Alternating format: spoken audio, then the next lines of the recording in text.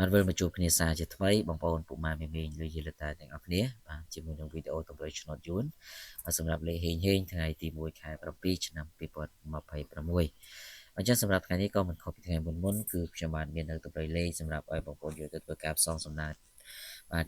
ល្អឲ្យបងប្អូនត្រូវឆ្នោតទាំងអស់គ្នាហើយសម្រាប់បងប្អូនទាំងអស់គ្នាដែលមិនទាន់បានចុចជាចុច Subscribe បាទក៏សូមជួយចុចម្នាក់មួយ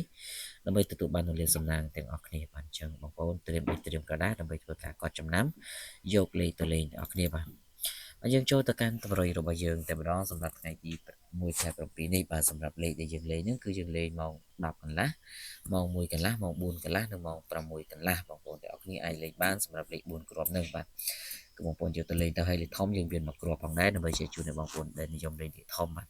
អញ្ចឹងពុកម៉ែមីមីងត្រៀមក្រដាសដើម្បីធ្វើការកត់ចំណាំទៅយកលេខទៅលេងទាំងអស់គ្នាផងដែរបាទបានចំពោះគ្រាប់ទី1គឺបងប្អូនសូមធ្វើការបូក71បាទបូក71គ្រាប់ទី2យើងលេង46ហើយគ្រាប់ទី3វិញគឺសូមពុកម៉ែវិញធ្វើការលេងការគាត់និងគ្រាប់ទី4យើងលេង91បាទសម្រាប់ធ្វើការលេងនៅពុក ABCD សម្រាប់ម៉ោង10កន្លះម៉ោង1កន្លះម៉ោង4កន្លះនិងម៉ោង6កន្លះ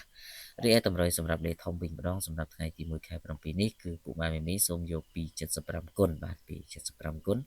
យកទៅធ្វើការផ្សងសំណាងទាំងអស់គ្នាបាទអញ្ចឹងខ្ញុំបាទក៏មានតែប៉ុណ្ណឹងក៏សូមស្លេះជូនពរបងប្អូនត្រូវឆ្នោតនិងសំណាងល្អទាំងអស់គ្នាបាទសូមគោរពលា